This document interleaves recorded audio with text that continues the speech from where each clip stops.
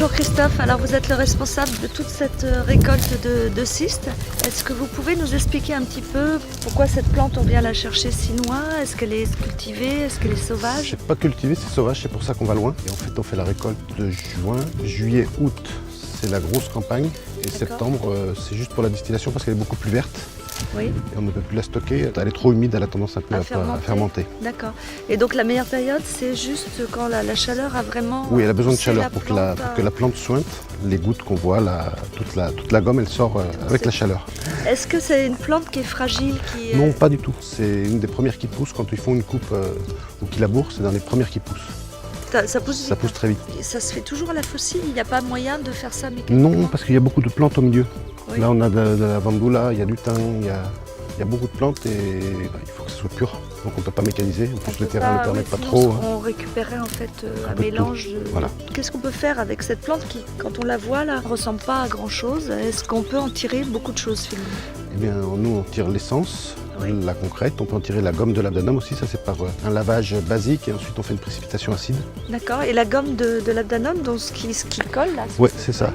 On s'en sert pour quoi? On s'en sert beaucoup parfumerie et cosmétique. Et je crois que c'est tout pour la gomme. Pour les essences, comme vous, l'aromathérapie.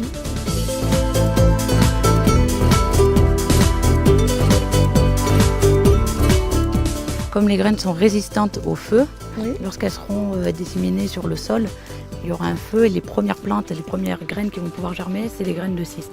Donc elle résiste au feu et ce qui est amusant, c'est qu'on sert de l'huile essentielle pour justement cicatriser tout ce qui est problème de peau et les brûlures. Et les brûlures notamment. Ah d'accord. Et donc c'est le petit pompier, oui, c'est le pompier de la nature. Aride. D'accord.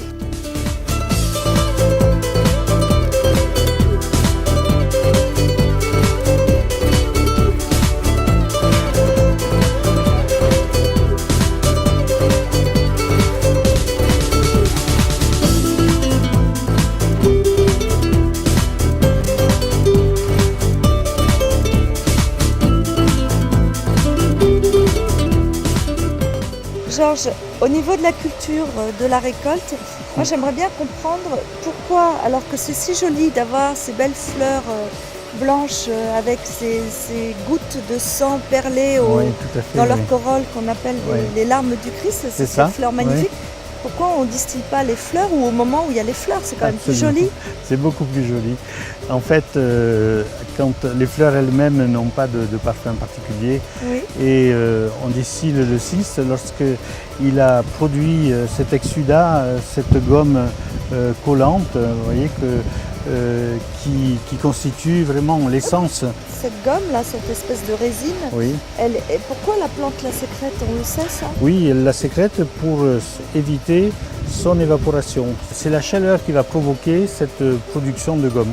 Et alors là, je vois, il y a des étiquettes sur les ballots, oui, 640 kilos. Voilà, on fait des palettes en fait avec des poids identifiés. Lorsqu'on va charger les appareils, on sait exactement ce que l'on met dans les appareils en termes de poids. Ce cyste va être chargé dans les appareils et puis distillé à la vapeur. Pour 1 tonne de cyste, vous allez voir 700 grammes d'huile essentielle. C'est une huile extrêmement puissante. C'est une huile qui a des vertus vraiment qui sont connues depuis... Elle est anti-saignement, exactement, cicatrisante, stimulante du système immunitaire.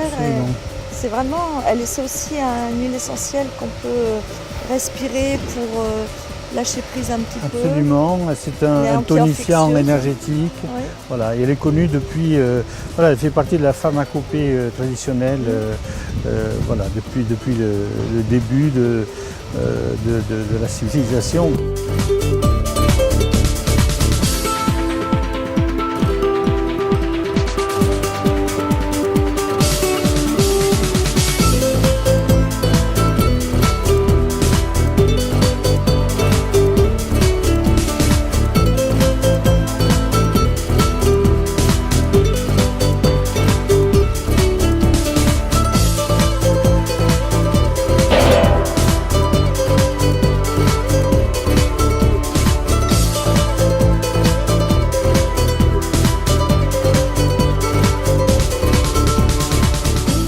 Des points très sensibles dans ce métier, c'est de bien ne pas avoir d'odeur annexe C'est-à-dire qu'entre chaque produit, il faut vraiment nettoyer l'appareil de façon à ce que ce soit parfaitement inodore.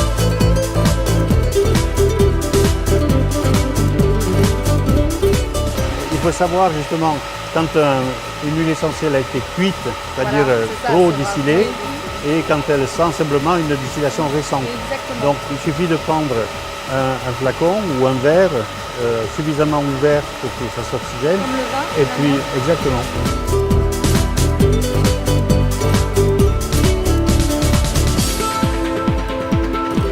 Ça, c'est le fruit d'une tonne de rameaux de cyste. Une tonne, ça va nous donner Une combien? tonne, 700 grammes à peu près.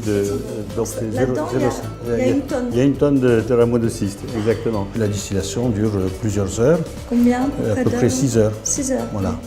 On voit les deux phases, la phase huile essentielle et la phase eau. Et ensuite, on filtre.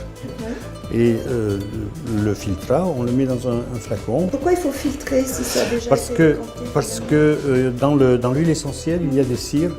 D'accord. Et ce sont ces cires-là qu'il s'agit d'enlever. Et alors on m'a raconté, vous me direz si c'est vrai, qu'avant, dans l'Antiquité, finalement les chèvres ou les moutons qui se promenaient dans ces champs de sauvages d'arbustes de cyste, Oui. leur laine était imprégnée, C'est ça. parce que c'est très collant, c'est Ouais. pégueux, hein, c'est vraiment de la colle, et qu'après on peignait C'est ces ça. animaux pour Tout à fait. récolter, On récoltait à la l'ancienne, gomme. on Voilà. récoltait la gomme. C'est étonnant de penser qu'on a une tonne Oui, de rameaux de Oui, cyste oui, oui. dans ce petit absolument. flacon à décanter. Absolument.